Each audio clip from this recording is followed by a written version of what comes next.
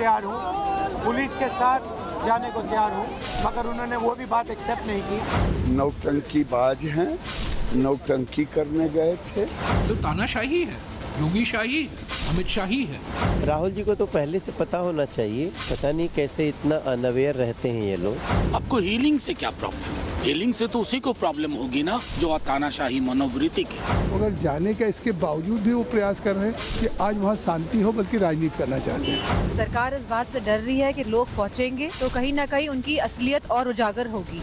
नौटंकी शुरू कर दी है, उनको सबको लगता है कि सब संभल चले जाएंगे तो उनको मुक्ति मिल जाएगी।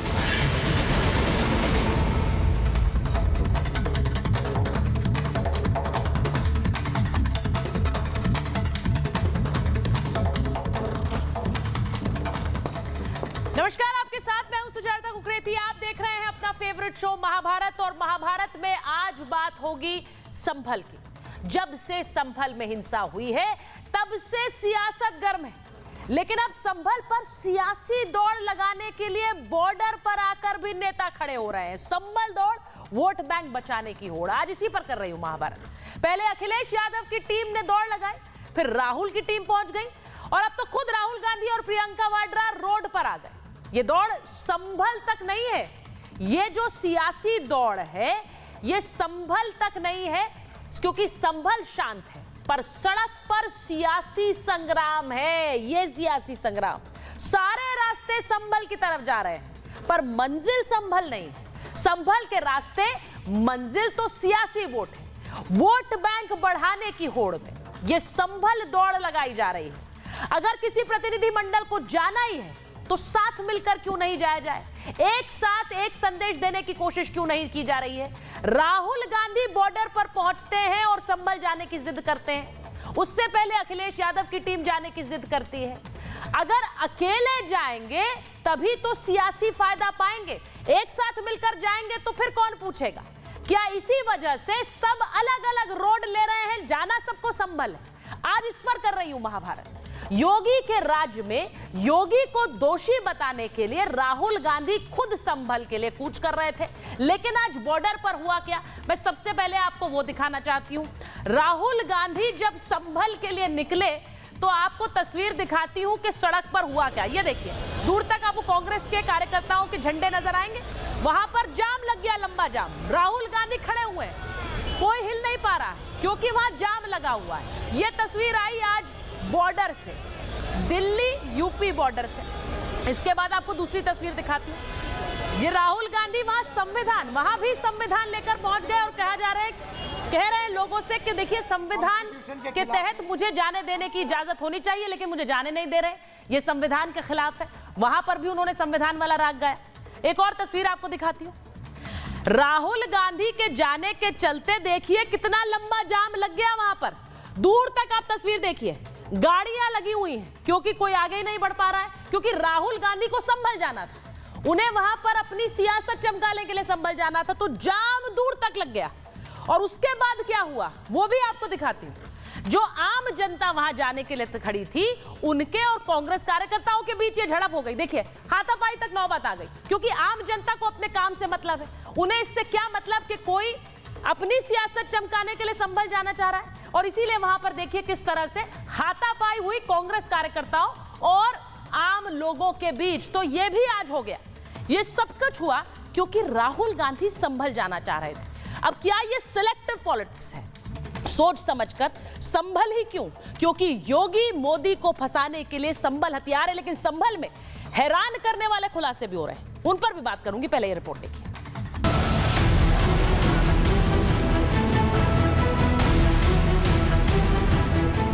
मीडिया आकर्षण पाने के लिए उन्होंने यह कार्य किया है। उत्तर प्रदेश का संभल क्या विपक्ष के लिए सियासत की प्रयोगशाला बन गया है, जो आए दिन कोई न कोई अपने वोट बैंक के लिए जख्मों को कुरेदने के लिए संभल जाने पर अड़ा है। प्रशासन की रोक के बावजूद आज राहुल और प्रियंका गांधी ने भी संभल जाने की जिद पकड़ ली। कार्यकर्ताओं के साथ निकले, लेकिन भारी सुरक्षा और गाजीपुर बॉर्डर पर बैरिकेडिंग के बाद उन्हें रोक दिया गया, जिसके बाद वो संविधान की दुहाई देने लगे। एज LOP मेरा अधिकार बनता है कि मैं जा सकता हूं, मगर तब भी वो मुझे रोक रहे हैं। मैंने कहा है कि मैं अकेला जाने को तैयार हूँ, पुलिस के साथ जाने को तैयार हूँ। इंडी में संभल दौड़ की होड़ क्या मुस्लिम वोटर्स को दिखाने के लिए लगी, लेकिन गठबंधन में साथ होकर भी अलग अलग क्यों जाना है? क्योंकि पहले सपा का प्रतिनिधिमंडल वहां जाने पर अड़ गया, फिर यूपी कांग्रेस अध्यक्ष अजय राय ने भी जाने की कोशिश की। अब राहुल गांधी ने 2 घंटे तक सियासी ड्रामा किया, जिसके बाद सड़क जाम हो गई और सियासत हाय हो गई। लोकतंत्र में है कि लोकतंत्र में नहीं है?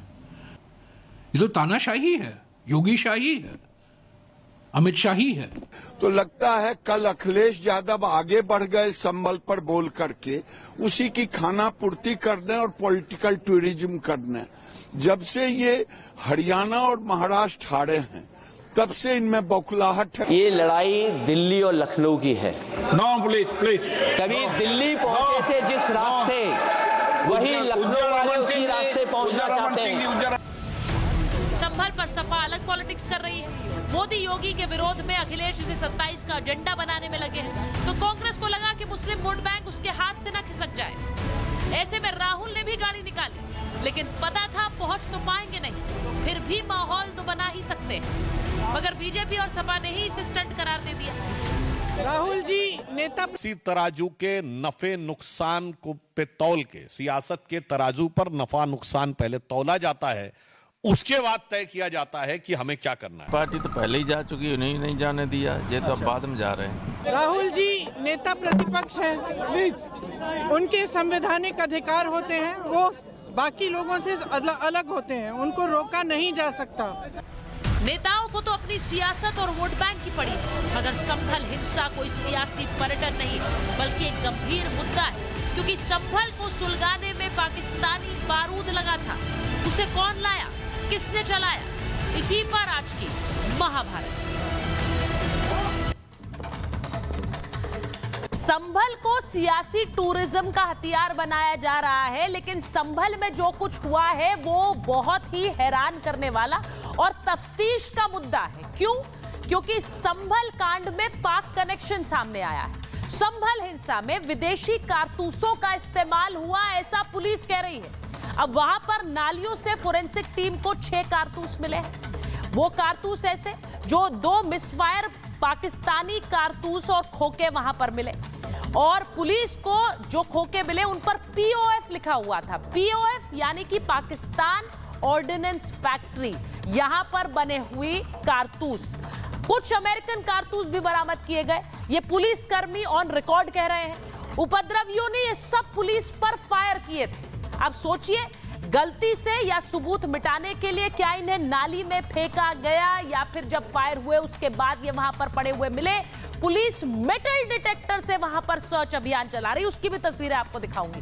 NIA भी इसकी जांच कर सकती है। ये संभल के SP कह रहे हैं कि इस पूरे मामले में POF यानी पाकिस्तान ऑर्डिनेंस फैक्ट्री के जो मिले हुए खोके, बने हुए खोके मिले, उसके बाद वहां पर अब NIA भी जांच कर सकती है। वो तस्वीरें जरा चेतन हम चलाएंगे, जहां पर वहां नालियों में मेटल डिटेक्टर से जांच की जा रही है। ये जो खोका मिला है ये पाकिस्तानी कारतूस, अब देखिए ये वहां संभल में मिले, ये पुलिस ऑन रिकॉर्ड कह रही है। अब इस पर भी सियासत हो रही, नालियों में देखिए जांच हो रही मेटल डिटेक्टर से, क्योंकि अगर खोका है तो मेटल डिटेक्टर उसे डिटेक्ट कर पाएगा।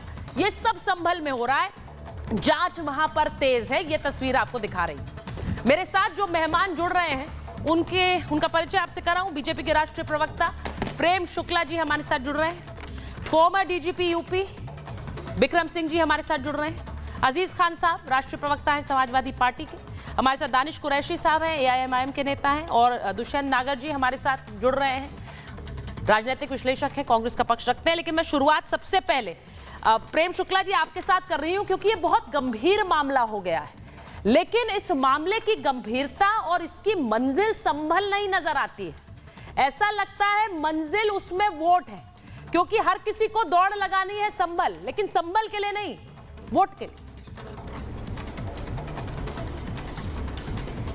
ये आप सही कह रही हैं सुचरिता जी कि पूरी तरह से वोट बैंक को ही निशाना बनाकर तमाम आंदोलनजीवी संभल पहुंचने का प्रयास कर रहे हैं। संभल में कानून एवं व्यवस्था की स्थिति को नियंत्रण में लेने में उत्तर प्रदेश पुलिस की सफलता के कारण जो वहाँ पर अराजक तत्वों का समर्थन देने वाले लोग थे, जो पाकिस्तान ऑर्डिनेंस फैक्ट्री से बने हथियारों के माध्यम से संभल की निर्दोष जनता के प्राण लेना चाहते थे, जो पथराव करके वहाँ कानून एवं व्यवस्था की स्थिति बिगाड़ना चाहते थे, जो संविधान और कानून को आग लगाने के पक्ष में थे, उन सारे लोगों को अब इस बात की पीड़ा है कि संभल की स्थितियों को इतनी जल्दी से उत्तर प्रदेश की पुलिस ने नियंत्रण में कैसे ले लिया है।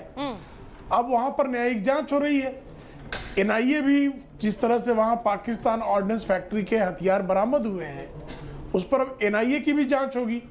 जिन लोगों ने पथराव करने के लिए लोगों को उकसाया, जिन लोगों ने गोलीबारी करवाई, जिन लोगों ने पाकिस्तानी ऑर्डिनेंस फैक्ट्री के हथियार वहां आपूर्ति कराए, इन सारे लोगों को बेनकाब होना निश्चित है कि संभल में आग कौन लगाना चाहता था, क्यों लगाना चाहता था, किसके इशारे पे लगाना चाहता था। जी, इसमें सवाल उल्टा आप पर भी उठ रहे हैं, क्योंकि विपक्ष कह रहा है कि अगर पाकिस्तान ऑर्डिनेंस फैक्ट्री के बने हथियार या खोखे वहां मिल रहे हैं तो फिर केंद्र सरकार क्या कर रही है, राज्य सरकार क्या कर रही है, कैसे आ गए? सवाल तो आपसे भी होगा।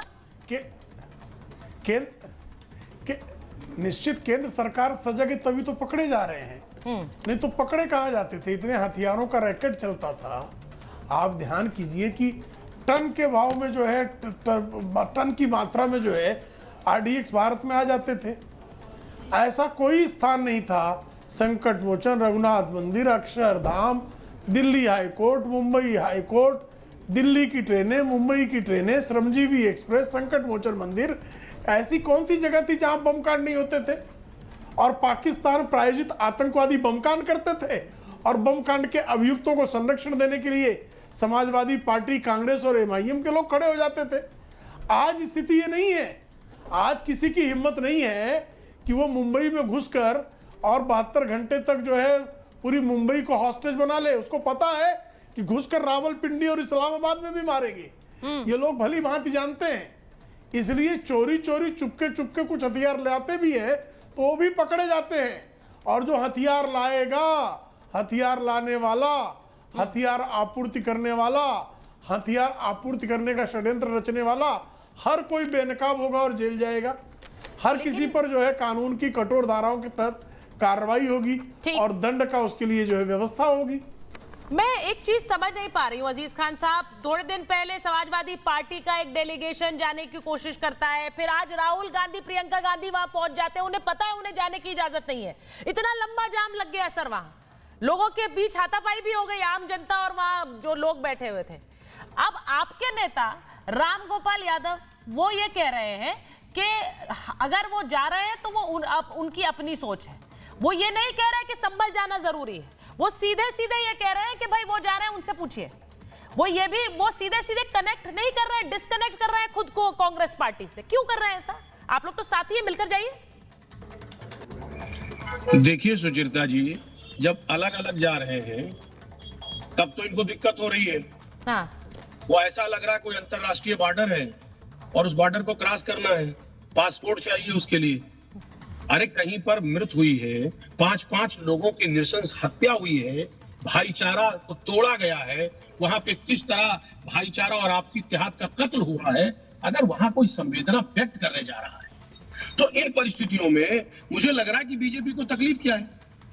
भाई समाजवादी पार्टी अलग जाए, कांग्रेस अलग जाए, दूसरी पार्टियां अलग जाए। देखिए आपके नेता का बयान चला रही है स्क्रीन पर। मेरी बात सुन ले आप। आपके नेता का बयान स्क्रीन पर मैंने अभी चलाया। उन्होंने कहा संभल जाने की औपचारिकता कर रही है, औपचारिकता कर रही है कांग्रेस पार्टी, राम गोपाल यादव कह रहे हैं, बीजेपी नहीं कह रही। मैं आपसे बात कर रहा हूँ सुचरिता जी, मुझे बोलने दें। हाँ बोलिए ना। देखिए हर पार्टी को जाना चाहिए, यहाँ तक कि बीजेपी को भी जाना चाहिए कि जो वहां पे पीड़ित व्यक्ति है, जो पीड़ित परिवार है, उससे मिलना चाहिए, संवेदना व्यक्त करनी चाहिए, ना कि जो दूसरे लोग जाना चाहते हैं, उनके दुख सुख में शामिल होना चाहते हैं, उनको रोक रही। किस तरह ऐसे रोका जा रहा है कि जैसे वहां जाकर के उत्पात मचाएंगे। आज राहुल जी जा रहे थे, उन्होंने कहा कि मुझे अगर आप लोगों के साथ नहीं जाने देना चाह रहे तो मुझे अकेले जाने दीजिए, पुलिस के साथ हम जाएं। हम वहां संवेदना व्यक्त करने जा रहे थे, उनको भी रोक दिया। हमारा डेलीगेशन जा रहा था, सब 4 लोग 5 लोग 8 लोग जा रहे थे, वो क्या वहां पे माहौल बिगाड़ देते। कुछ नहीं बिगाड़, कोई फर्क नहीं पड़ता।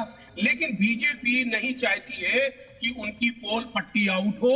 वहां जो इन्होंने किया है, जो कारनामे किए हैं, वहां पे इंसानियत का कत्ल किया है, वो जो वहां पे तमाम तरीके की हरकतें की गई है, उसकी पोल पट्टी खुल जाएगी। भाई क्यों रोक रहे? अगर ये वाकई में सारी चीजें बेहतर है तो इनको स्वागत करना चाहिए कि विपक्ष है, क्योंकि विपक्ष एक बहुत जिम्मेदार तबके पे रहता है। विपक्ष का काम है। सर रोक इसलिए रहे हैं क्योंकि बयान ऐसे आ रहे हैं में जो है। सर देखिए, कोई एक संवेदनशील मामला है। एक मिनट प्लीज। मैं अजीज खान साहब, आप वहां जाएं, मैं वहां से वहां जाने के नेताओं के जाने के खिलाफ नहीं हूं, लेकिन मुझे ऐसा लगता है अगर कोई मामले की जांच चल रही है और अगर वो मामला संवेदनशील है तो उसमें जिद पकड़ कर क्यों बैठे हुए नेता, जब उन्हें पता है कि वो नहीं जा सकते हैं। एक बार दुष्यंत जी आपको ला रही हूं, जब पता है राहुल गांधी को, वो तो एलओपी है, वो बार बार कह रहे हैं मैं तो लीडर ऑफ ऑपोजिशन पार्टी हूं, मुझे तो जाने देना चाहिए था, अकेले जाने देना चाहिए था, अगर कोई नहीं भी जाने देना। वो वहां पर जाने की जिद पकड़ के बैठे, वहां लोगों के साथ हाथापाई हो गई रास्ते में। आम आदमी जो परेशान हो रहा था उसके साथ कांग्रेस कार्यकर्ता हाथापाई कर रहे हैं, जाम लग रहा है लंबा। देखिए ये तो पता नहीं वो आम आदमी है वो भाजपा कार्यकर्ता है। अच्छा ठीक है, भाजपा जांच के बाद ही पता चलेगा। ठीक है, लेकिन नेता प्रतिपक्ष की एक जिम्मेवारी है, हाँ। संविधान सम्मत उनके पास में रिस्पॉन्सिबिलिटी है, और अगर वो वहाँ की जो चीज़ें खराब हुई हैं पिछले कुछ दिनों में, हालांकि उनमें तेजी से अब सुधार हो रहा है कानून व्यवस्था की स्थिति में, चलिए आप मान रहे हैं। मृतकों के घर अगर जाना चाहते हैं संवेदना व्यक्त करने के लिए या अन्य किसी पीड़ित से मिलना चाहते हैं, तो मैं समझता हूँ, और वो भी वो अकेले जाना चाहते हैं, तो ये उनका अधिकार है, उनको जाने देना चाहिए था। ये तस्वीरें भी तो देख लीजिए। लेकिन भाजपा के प्रवक्ता ने अभी स्वीकार किया, मुझे कहना नहीं पड़ा, उन्होंने कहा कि वहाँ अवैध हथियार मिले, वहाँ पाकिस्तानी हथियार मिले, वहाँ पे हिंसा हुई और हुई भी है। तो ये स्वीकारोक्ति है उनकी कि राज्य की सरकार ही नहीं, केंद्र की सरकार भी विफल है। अगर विदेशी हथियार भारत में आ रहा है तो ये केंद्र सरकार की विफलता भी है। राज्य सरकार कानून व्यवस्था को संभालने में विफल रही। जब एक सेंसिटिव मुद्दा वहां चल रहा था तो इंटेलिजेंस की माननीय डीजीपी, पूर्व डीजीपी साहब पैनल में मौजूद हैं। हाँ। आप बहुत अच्छे तरीके से आपने उत्तर प्रदेश में कानून व्यवस्था संभाली है। नहीं, इस तस्वीर का मतलब क्या है? जाना या सिर्फ दिखाना कि हम जाना चाहते हैं, क्योंकि उन्हें पता है वो जा तो नहीं पाएंगे। वो तो जाना ये उन्हें पता है थे, क्योंकि नेता प्रतिपक्ष एक संवैधानिक पद है और वो अकेला जाना चाहते थे, तो पुलिस चाहती तो उन्हें ले जा सकती थी। अब से पूर्व में भी भारतीय जनता पार्टी के नेता कई बार प्रतिपक्ष में रहते हुए घटनाएं कोई हुई हैं तो वहां गए हैं, ऐसा नहीं है कि ये पहली बार हो रहा है। लेकिन आज सबसे बड़ी बात ये है कि एक संवेदनशील विषय के ऊपर जब वहां पे कुछ प्रगति, कोलकाता रेप और मर्डर कांड संवेदनशील था। कोलकाता रेप और मर्डर कांड संवेदनशील, तो हर एक घटना को, जो भी घटना होती है जिस नहीं, कोलकाता रेप और मर्डर कांड संवेदनशील मामला था। प्रत्येक घटना को संवेदनशील मानता हूँ जी। आप मानते हैं, मैंने इसीलिए सारे देश में कोलकाता रेप और मर्डर कांड जो हुआ वो संवेदनशील था। बिल्कुल था जी। हमारा कोई भी प्यारा भारतीय, हमारा भारत का भाई बहन, वहाँ तो सड़कों पर पूरा का पूरा खतरा होता है तो वो हमारे लिए बहुत संवेदनशील है। सड़क पर आ गए, हम अपनी संवेदनाएं उनके प्रति व्यक्त करते हैं। धरना देते रहे, हॉस्पिटल नहीं चल पा रहे थे, वहां तो इमरजेंसी सिचुएशन हो गई थी, वहां तो कोई गलत है जी। अगर वहां भी कोलकाता में अगर लॉ एंड ऑर्डर बिगड़ेगा तो हम उसका सपोर्ट करेंगे। जीवन में लॉ एंड ऑर्डर बिगड़ना नहीं था। राज्य सरकार की, कलकत्ता की, पश्चिम बंगाल की राज्य सरकार की जिम्मेवारी है कानून व्यवस्था को संभालना। कोई विफलता नहीं थी क्योंकि लेकिन एक राज्य सरकार की विफलता को की कंपेयर दूसरे राज्य सरकार से बिल्कुल नहीं कर सकते। सही कहा आपने। नेता प्रतिपक्ष को जाने देना चाहिए था। नेता प्रतिपक्ष सर, आप कोलकाता नहीं जाते तो एक अच्छा मैसेज जाता, अच्छा संदेश जाता। जानते हुए कि आप संभल नहीं जा पाएंगे, आप सड़क पर जाम लगाते हैं। इसका सीधा मतलब ये है, मैं देखिए आपकी बात से सहमत नहीं हूँ। पर्यटन है इसका, मैं आपकी बात से, मैं आपके स्तर से सहमत नहीं है। मैं एक बार डीजीपी सर के पास जाती। डीजीपी सर, एक बात बताइए, ये पूरा मामला बड़ा संवेदनशील हो गया जब से ये खबर आ रही है कि पाकिस्तान ऑर्डिनेंस फैक्ट्री के बने हुए खोखे वहां पर मिले हैं। अब इसको आप कैसे देखते हैं, क्योंकि इस पर भी सवाल उठा रहे हैं कुछ नेता ऐसे जिन्होंने कहा कि अगर ये मिले हैं ये तो यहाँ प्लांटेड हो सकते हैं। ये कैसे हो गया अचानक से, ये कैसे आ गए कि पाकिस्तान ऑर्डिनेंस फैक्ट्री के खोखे मिल रहे हैं वहां पर? आप इसे कैसे देखते हैं बताइए। सुचरिता जी, ये ढूंढना मुश्किल है कि किसी भी स्टेज पे कहीं पर भी कोई आरोपी ये कह दे कि हाँ मैं गुनहगार हूं। सभी कहते हैं मैं बिल्कुल बेदाग साफ सुथरा और मेरे यहाँ खानदान में 7 पुश्त में किसी ने जराइम नहीं किया।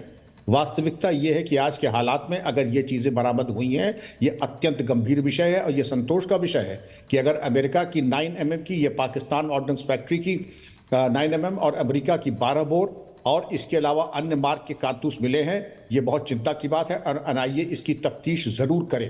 और ऐसे राज्य में कोई पहली बार थोड़ी है, हर शासन काल में इस तरीके के नाजायज हथियार और कारतूस बरामद किए गए हैं और उसके बरामदगी के बाद इसकी विवेचना होती है कि इसकी सोर्स कहाँ से आया। और अगर आए हैं यहाँ पे तो जिस तरीके से यहाँ पर है, मैं तो कहूँगा कि और तलाशी लेकर के इसको देखें कि जिन लोगों से अगर हथियार मिले हैं, जिनके आसपास से अगर सीसीटीवी फुटेज से कोई सुराग मिलता है तो उसकी जानकारी ले, क्योंकि ये एक दूसरा आयाम संबल समस्या को दे रहा है कि जो पाकिस्तान ऑर्डिनेंस फैक्ट्री अमेरिका के जो कारतूस हैं उसके ऊपर इनको जानकारी देखनी चाहिए थी। लेकिन इस तरीके से ये नहीं चल सकता है। अगर आप ये कहते हैं कि उसको साफ डिनाई कर दें, बल्कि मैं इसके पहले किसी जगह पे था तो लोगों ने कहा, एक राजनीतिक दल के, उन्होंने कहा आपको बड़ी अच्छी जानकारी है नाजायज हथियारों के बारे में। उनका जी हाँ, अगर नाजायज हथियारों की जानकारी नहीं होगी तो आपके डीएनए के बारे में मैं कैसे समझूंगा। जायज हथियार की जानकारी हो न हो, नाजायज की पूरी होनी चाहिए, तभी तो आप तह तक जाएंगे। जराइम पेशा और जो इसको पकड़ते हैं, जो इसका भंडारण करते हैं, जो इसको रखते हैं और जो इसको करते हैं, ये सिक्के के 2 पहलू हैं। जायज की तो मैं ट्रेनिंग देता हूं विभिन्न कंट्रीज के पुलिस ऑफिसर्स को, और नाजायज की जानकारी वही रखना चाहिए, क्योंकि मेरे ऊपर जब आक्रमण होगा, मेरे बच्चों को मतलब जब मेरी पोस्ट पर आक्रमण होगा और नाजायज, तो नाजायज की जानकारी भी मेरी आपसे ज़्यादा अच्छी रहेगी। कोई गलतफहमी अगर कोई पाल रहा हो तो निकाल ले। मैं तो आपके डेमो के लिए ये भी लाया हूं सुचरिता जी, ये वही कारतूस है 12 बोर का, जिसकी फायरिंग पिन के ऊपर ऐसी चोट है जिससे ये आभास होता है पूरा फ्रेम काटिए कि सर, बहुत क्रूड किस्म का।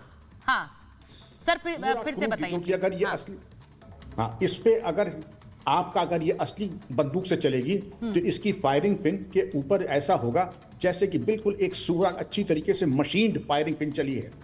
और चूंकि अगर इसमें आपने जो बरामद हुए हैं, ऐसा लगता है जैसे लोहार ने कील लगा करके हथौड़ी से ठोका है, तो उससे मालूम पड़ता कि बहुत क्रूड किस्म का कट्टा था। ये जानकारी बैलिस्टिक्स फॉरेंसिक्स की एक बहुत ज़रूरी है, लेकिन राजनीतिक दल के मित्रों को बड़ी आपत्ति हुई, आपके पास इतनी जानकारी कैसी है। उनको बहुत, क्योंकि ऐसा ना हो कि इसके तार जो मैं बता रहा हूँ कहीं उन तक न पहुँच जाए। होशियार को इशारा काफ़ी है, क्योंकि आदमी, अरे भाई आपकी जानकारी इतनी है कि आप बैठे बैठे खोहा कारतूस देख के बता सकते हैं कि इसकी प्रोजेनी कहाँ है, इसकी पेडिग्री क्या है और इसके क्या विभिन्न आयाम हो सकते हैं।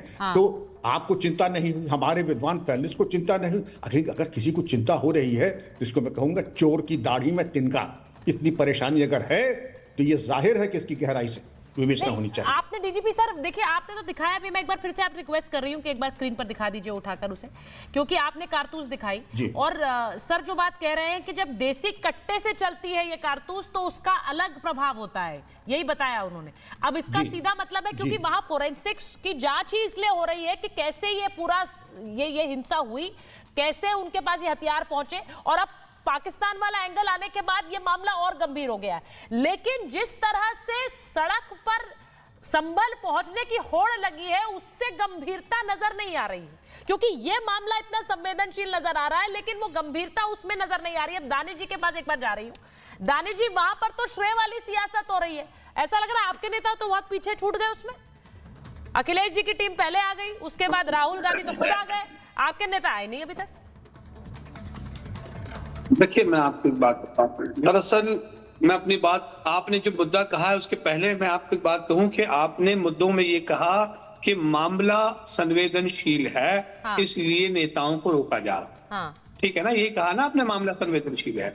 हम यही कह रहे हैं कि ये जो प्लेसेस ऑफ वर्शिप एक्ट है, ये इस तरीके की खुदाई अति संवेदनशील है और ये खुदाई जारी रहेगी तो इसी तरह की घटनाएं होती रहेंगी और आप देखेंगे कि ये इसमें और इजाफा होता रहेगा, क्योंकि भारतीय जनता पार्टी को खून लग चुका है शेर के मुंह को, जो एक कहावत है उसके मुताबिक। अब इन्हें एक वो आ गया उसको, राम मंदिर वाले मामले में, बाबरी मस्जिद वाले मामले में जिस तरीके की राजनीति उन्होंने की, इन्हें ये लगता है कि ये मामला बहुत आसान है। दूसरे नंबर की बात मैं आपको बताऊं कि आप ये कह रहे हैं कि इसमें पाकिस्तान या और कुछ कनेक्शन निकलने की बात आई है। देखिए, हम तो बहुत अच्छे से जानते हैं, दरअसल मैं तो मानता नहीं हूं, लेकिन पाकिस्तान जो है ना, वो भारतीय जनता पार्टी का संकट मोचक है। जब भी वो संकट में आते हैं तो वो तुरंत जो है कहीं ना कहीं पाकिस्तान चले जाते हैं। अच्छा उनके कशीरे भी पड़ते हैं, फिर इनके नेता, इनको लगता है कि जिन्ना जो है वो मिडिल ईस्ट का या क्या कहते हैं, हिंदुस्तान का सबसे बड़ा लग रहा है। दानिश जी, आपको ये मामला क्या इतना नॉन सीरियस लग रहा है? मैं आपसे पूछ रही हूँ क्योंकि आप इसे डिसमिस कर रहे हैं।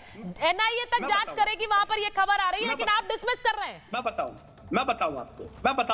देखिए, आपको याद हो तो गुजरात के अक्षरधाम मंदिर में एक घटना घटी थी, जिसमें 80-85 लोग शायद शहीद हुए थे। और वो जो घटना घटी थी, जब उस वक्त मुख्यमंत्री थे मोदी जी, उनके घर से सिर्फ मुश्किल से मेरा मानना है 1-8 किलोमीटर पे घर उनका सीएम का घर था वहां ये घटना घटी थी। और वो मैटर सुप्रीम कोर्ट तक पहुंची और सुप्रीम कोर्ट में निकल के ये आया कि जिन लोगों के ऊपर आरोप लगाया गया है, जिसमें 85 लोग हरि भक्त मारे गए, शहीद हुए, वो लोग जो हैं वो निर्दोष हैं। उसके बावजूद दसियों बार मैं खुद दानिश कुरैशी ये कह चुका कि अगर ये लोग बेगुनाह हैं तो फिर गुनहगार कहां है? तो कहां है उसकी तफ्तीश? है नहीं है। मैक्सिमम केसेस में यही करती है भाजपा कि इस तरीके का एक नरेशन बना के खड़ा कर दो ताकि कोई उनके सामने ना आए, और जब मामले ठंडे हो जाएंगे तो कौन पूछने वाला? दानिश जी, मेरा आपसे सीधा सवाल है। देखिए, आपने कह दिया ये बीजेपी ने क्रिएट किया, आपने कह दिया कि ये सारा जो प्लान है ये बीजेपी का है, पाकिस्तान संकट मोचक है, कुछ नहीं समझ आता तो पाकिस्तान पे ब्लेम कर दो। लेकिन सर, वो हिंसा तो हुई थी ना, वो हिंसा करने वाले तो सड़क पर आए थे ना, उन्होंने हिंसा की ना, तो फिर वो हिंसा भी कराने वाले बीजेपी के ही लोग थे क्या? ये जो लोग आपको नजर आ रहे हैं ये बीजेपी के थे? ये तो सुनिए, ये तो आरोप, ये ऑर्केस्ट्रेट नहीं, आरोप कैसे है? वो तो तस्वीरें हैं सामने, आरोप कैसे है सर? या तो आप कह दीजिए सारे जो हिंसा करने वाले हैं बीजेपी के कार्यकर्ता हैं, ये आप सिद्ध कर पाएंगे? कभी नहीं कर पाएंगे आप। सुनिए सुचारिता नहीं, एक मिनट, मैं पहले प्रेम शुक्ला जी से जवाब लूंगी। नहीं, आपने बहुत गंभीर आरोप लगाए, इसलिए प्रेम शुक्ला जी को जवाब देना पड़ेगा। प्रेम शुक्ला जी, पाकिस्तान को आपका संकट मोचक कह रहे हैं, जब कुछ समझ नहीं आता तो पाकिस्तान पे आरोप लगा देते हैं आप लोग।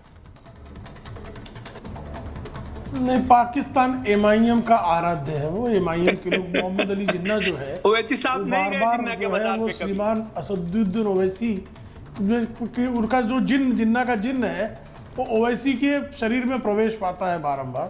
और ओवैसी के पूर्वज जो है वो जिन्ना के साथ हैदराबाद को पाकिस्तान में मिलाना चाहते थे। सरदार पटेल के कारण जिस तरह से ओवैसी के पूर्वजों को रेला गया, उस रेलाई के बाद वो शांत हो गए और वो हैदराबाद में रह गए। नहीं तो पाकिस्तान जाना चाह रहे थे ओवैसी के पूर्वज, लेकिन जा नहीं पाए क्योंकि सरदार पटेल थे। आराम से पूछिएगा, पहले मुद्दे की बात पूरा सुन लीजिए। अरे बीच में क्यों बोल रहे हैं? ये बीच में क्यों बोल रहे हैं? दानिश जी, उसके बाद बोलिए। सुचरिता जी, मैं इनको सुन रहा था ना।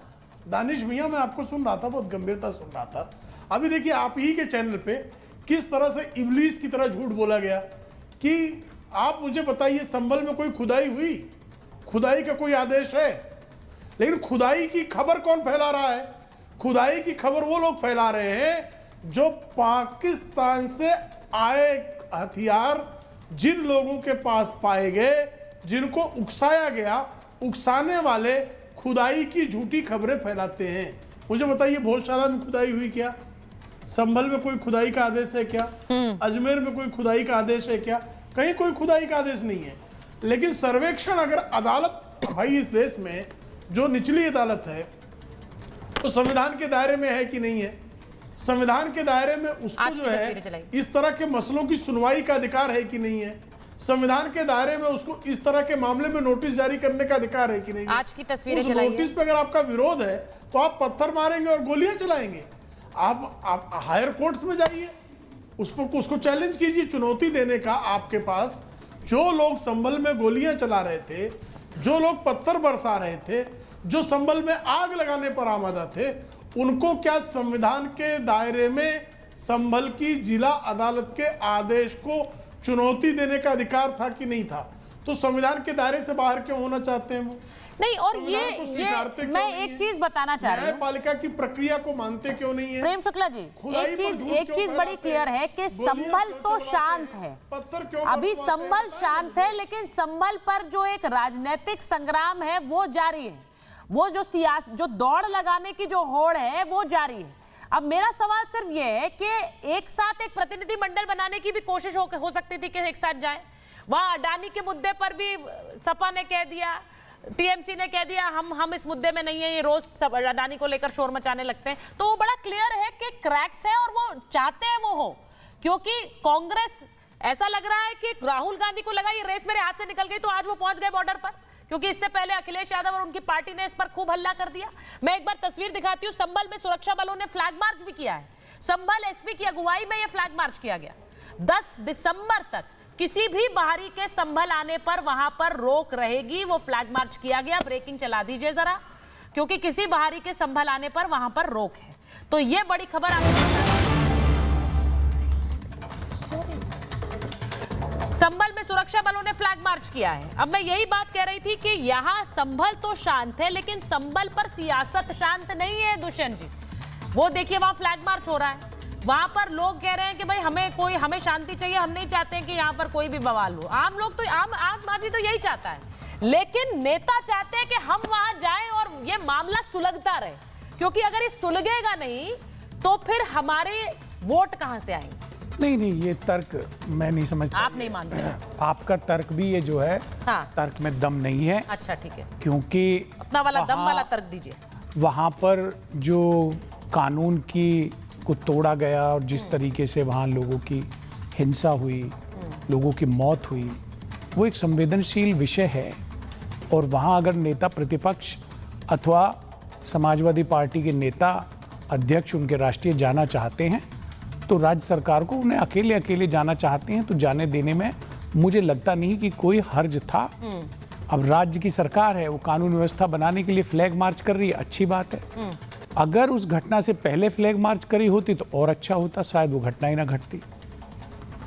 आप ये बोल रहे हैं कि घटना से पहले फ्लैग मार्च करते, वहां पर कोर्ट का एक ऑर्डर आया था, कोर्ट के ऑर्डर पर ये हिंसा होगी ये सरकार पहले से अज्यूम करती और इसीलिए वहां फ्लैग मार्च करती, क्योंकि उन्हें पता था कि भाई ये ऑर्डर आया है तो वहां हिंसा होगी। क्योंकि आपके साथी तो ये भी बोल रहे हैं कि भाई वो बीजेपी के कार्यकर्ता जैसे बिहेव कर रहे थे। आप इतने सीनियर हैं, एंकर भी हैं, एडिटर भी हैं, जो लोकल इंटेलिजेंस होती है उसके पास सारे इनपुट होते हैं। कोई घटना इमीडिएट नहीं होती है, उसमें कहीं ना कहीं कोई ना कोई सूत्रधार कुछ तो होता है। ठीक है, तो अगर इंटेलिजेंस आप ये कह रहे हैं ये सही काम कर रही होती, ठीक है, निश्चित रूप से सवाल तो प्रश्न तो उठेगा।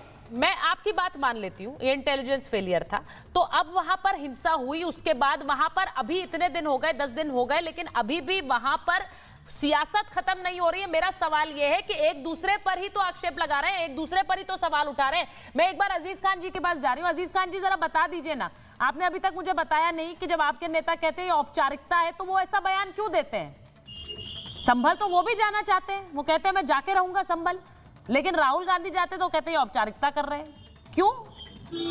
देखिए सुचित्रा जी, 2 चीजें बहुत इंपॉर्टेंट है। 2-3 क्वेश्चन आपके आए हैं। हाँ। पहली बात तो आपने कहा विपक्ष बिखरा हुआ है और लोगों के अलग अलग मुद्दे हैं। हाँ। मैं आपको बताऊं, जो तीनों मुद्दों को अगर आप चर्चा करें, आप संभल को देख लें, अडानी जी के देख लें, अडानी के मुद्दे को, और उसके बाद बांग्लादेश की बात जो टीएमसी कह रही है, ठीक है, तीनों बहुत ज्वलंत है। बांग्लादेश में जिस तरह अल्पसंख्यकों की हत्या हो रही है, वहां पर तमाम तरीके के उनके साथ घटनाएं हो रही हैं। हाँ। आखिर हमारे देश की जो सरकार है, आखिर इसका क्या रवैया है? क्या विदेश नीति है हमारी? क्या सरकार को दखल नहीं देना चाहिए? क्या उनको प्रोटेक्शन के लिए उनको बात उठानी नहीं चाहिए? और अगर विपक्ष इस बात को उठाता है तो इसमें क्या बुराई है कि वहां पर जो लोग रह रहे हैं अल्पसंख्यक, उनको सुरक्षा मिलनी चाहिए। एक बात। दूसरी बात, अडानी का इशू बहुत बड़ा इशू है, वो कैपिटल का, वो एक इकोनॉमिकल इशू।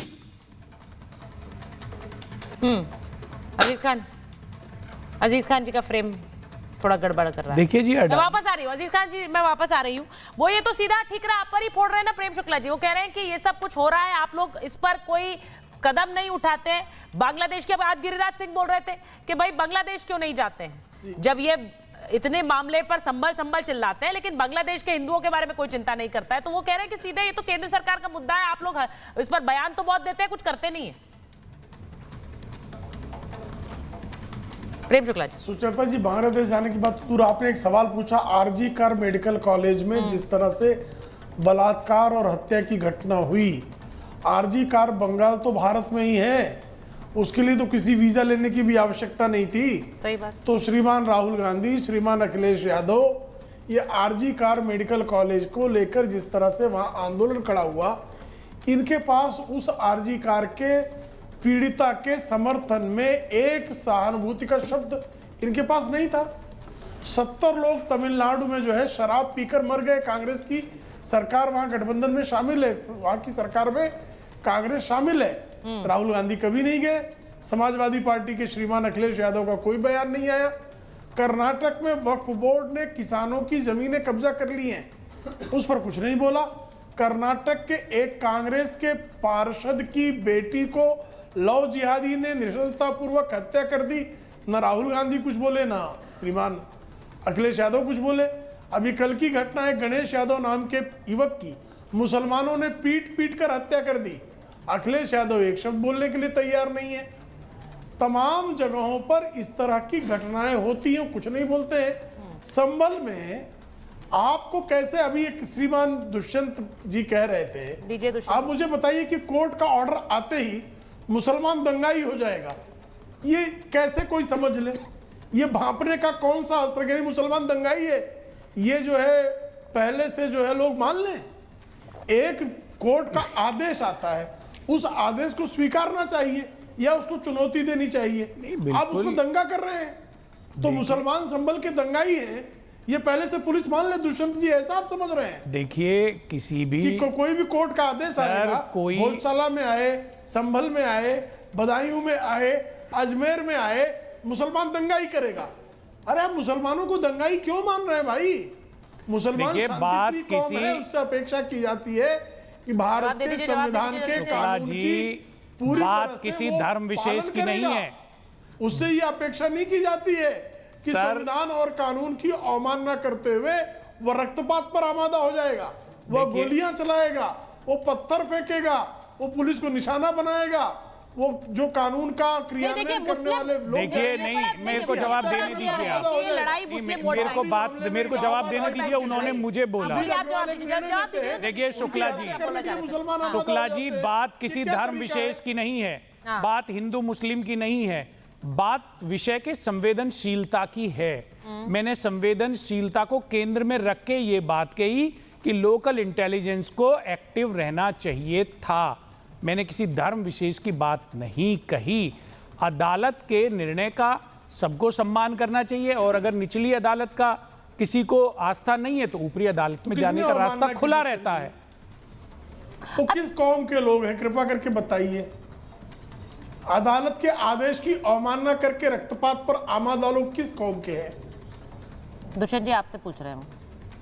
देखिए, ऐसे किसी जाति और धर्म को केंद्र में रख के मैं टिप्पणी करना उचित नहीं समझता। वो सबके लिए लागू होता है। भाई वो किस समर्थन में, मंदिर के समर्थन में कर रहे थे, मस्जिद के समर्थन में कर रहे थे, कौन है वो? देखिए शुक्ला जी, आप राज्य सरकार की विफलता को किसी धर्म अथवा संप्रदाय विशेष के ऊपर मत थोपिए। जिम्मेवारी आपकी है, जिम्मेवारी स्वीकार करिए। आप राज्य में कानून व्यवस्था संभालने में पूर्णतः विफल हैं। अच्छा दुष्यंत जी, मुझे एक बात बताइए, ये जो तस्वीरें हमारी संभाल लिया मित्र, आप तो 10,000 सिखों का नरसंहार करा देते हो, नहीं संभाल पाते हो। एक चीज मैं पूछना चाह रही हूँ, जिसको क्रेडिट मिलेगा उसी को मुसलमान का वोट भी मिलेगा, ये बड़ा क्लियर है। अजीज खान साहब, ये यही सोच है, क्योंकि इसीलिए अलग अलग यात्राएं हो रही हैं। सबको जाना संभल है, लेकिन संभल मंजिल नहीं है आप लोगों की, मंजिल कुछ और है, वो तो वाया संभल है। देखिए, 2-3 बड़ी इंपॉर्टेंट बात है, उसे सुन ले और मुझे मौका दे। मौका नहीं दे। बोले प्लीज। देखिए, किसान दिल्ली नहीं जा सकता, पत्रकार हाथरस नहीं जा सकता, और नेता संवेदना व्यक्त करने संभल नहीं जा सकता। ये लोकतंत्र है। आप, मैं जानना चाह रहा हूं, पहला अभी संविधान की दुहाई हो रही है कि साहब कोर्ट का मसला है। अरे 1992 में बाबरी मस्जिद किसने ढाई और किन परिस्थितियों में, वो भी कोर्ट में था, और कोर्ट की अवहेलना किसने की, अब उसमें मैं जाना नहीं चाह रहा हूं। दूसरी बात, सवाल इस बात का है कि आज यहां यह देखना पड़ेगा कि किस कदर 5 लोगों की नृशंस हत्या हुई है। वो परिवार पीड़ित है, और उस पीड़ित परिवार के पास अगर लोग संवेदना व्यक्त करने जा रहे हैं तो आप उनपे लाठियां भांजेंगे, आप उनको जाने नहीं देंगे, आप उनको रोक लेंगे। कह रहे साहब लॉ एंड ऑर्डर बिगड़ जाएगा। कैसे लॉ एंड ऑर्डर बिगड़ जाएगा? अगर एक आदमी 2 आदमी अकेले जाएंगे तो किस तरीके का आपका लॉ एंड ऑर्डर है? पहली बात। दूसरी बात मैं आपको बताऊं कि जिस तरह बीजेपी आज हर जगह फेल है, जीडीपी की क्या स्थिति है आप देखिए। किस तरह एक लंबे अंतराल के बाद यह बात पता चला कि जीडीपी बिल्कुल जाकर के निचले पायदान पे चली गई। देश की स्थिति बहुत खराब है, महंगाई चरम पे है, बेरोजगारी चरम पे है। तो क्या यही हथियार है बीजेपी के पास कि देश में इस तरीके के माहौल को खड़ा किया जाए? यकीनन ये बहुत दुर्भाग्यपूर्ण है कि अगर इस तरीके की चीजों को नहीं रोका गया, लगातार मस्जिदों पे सर्वे कराया गया, उन पर मस्जिदों के आड़ में मंदिरों को ढूंढा गया, तो यकीनन इस देश का विकास रुक जाएगा। और बीजेपी यही चाहती है कि देश का विकास ना रुके। क्या मस्जिदों में मंदिर ढूंढा जाएगा? क्या सर्वे के आदेश दिए जाएंगे? सर्वे कराने के लिए अपने संगठन है उनको लगाया जाएगा कि कानून वो आदेश बीजेपी ने थोड़ी दिया है। अच्छा, आदेश शरीयत से नहीं चलेगा देश अजीज मियां। प्रेम शुक्ला जी वो कह रहे हैं कि हर मस्जिद के पीछे अगर मंदिर ढूंढेंगे आप लोग तो फिर इस देश में दंगा होगा। क्लियर बोल रहे हो? दंगा करने की धमकी दे रहे हैं मुसलमान। ये धमकी मुंबई, ये जो है राम जन्मभूमि पर जो है अदालत का आदेश है, बम फोड़ने लगे, या दंगे करने का धमकी दे रहे हैं। इस देश को दंगे की धमकी, इस देश को बमकांड की जो धमकी देगा, ऐसे धमकाने वाले की धमक को ठीक कर दिया जाएगा, ध्यान रखना। पाकिस्तान के हथियारों के बल पर धमकाएगा अजीज मियां, ऐसे धमकाने वालों को संविधान के तहत उसको ठीक करना देश की पुलिस और देश का प्रशासन जानता है। कैसे कूटना चाहिए ऐसे दंगाइयों को, संविधान के तहत लोग जानते हैं। आप जो धमकी दे रहे हैं गलत है। ये संविधान और कानून का पालन करना पड़ेगा। सुनिए मैं एक बार बस डीजीपी सर के पास जाना चाह रही हूँ। एक मिनट रुकिए। ये मामला सियासी नहीं है। इस मामले में बहुत इंपॉर्टेंट है कि हम इस मामले को कानूनी रूप से समझें। डीजीपी सर मैं आपसे पूछूंगी क्योंकि लोगों को थोड़ा बता दीजिए इस मामले की जांच कितनी इंपॉर्टेंट है कि इस पर सियासत ना की जाए, इसकी जांच का इंतजार किया जाए। एनआईए भी शामिल हो सकती है। बिल्कुल होना चाहिए सुचरिता जी। सबसे पहले ये देखिए, हम लोग संविधान की बातें करते हैं, संविधान सबके लिए पूजनीय है, लेकिन जिस संविधान की आड़ में आप लोग आना चाहते हैं, पहले समझ लीजिए धारा 163 क्या है भारतीय नागरिक संहिता, उसकी परिणाम क्या है धारा 223 भारतीय न्याय संहिता में। और ये जो डीएम एसएसपी ने ऑर्डर दिए हैं ये कोई संविधान के ही अंतर्गत दिए हुए हैं। असंवैधानिक आदेश अगर हो तो न्यायालय से जाकर के उनको निरस्त करा लीजिए। ये तो बात हुई संविधान की। आप संविधान लेकर के अगर दिखा रहे हैं कि हम संविधान से चल रहे हैं तो संविधान की जैसे मैंने धाराएं बताई हैं आप भी बता दीजिए किस धारा के अंतर्गत आपको जाने का अधिकार है, बावजूद इसके कि डीएम एसएसपी ने आपको निरुद्ध आदेश लगाया है। विवेचना की बात की, सारी पुलिस की कंसंट्रेशन अगर ट्रैफिक मैनेजमेंट में चली जाएगी या वीआईपी अरेंज जाएगी तो तफ्तीश हम कब क्या करेंगे? ऐसा तो नहीं कि आप इतने महत्वपूर्ण विवेचना से हमारा ध्यान भटका रहे हैं। एक सुचरिता में उपमा देना चाहूंगा। एक बहुत हमारे अजीज कोई आईसीयू में है, नाक में पाइप है, मुंह में पाइप है, पेट में पाइप है, हम देखना चाहते हैं मिजाज पुसी, हमको आपके साथ सहानुभूति करनी। हर चीज का एक वक्त होता है, बेमौके की शहनाई मरीज के स्वास्थ्य के लिए। बहुत अच्छा उदाहरण दिया है। आईसीयू में पेशेंट है लेकिन जरूरी नहीं है उसके पास जाकर उसे देखना है क्योंकि उस समय वो मुनासिब नहीं है, उन्होंने कहा। तो मुनासिब क्या है उसे समझकर चलिए और ये भी समझिए कि अगर ये गैर कानूनी लगता है तो कोर्ट के रास्ते हमेशा खुले हुए हैं। बहुत बहुत धन्यवाद आप सबका महाभारत में जुड़े।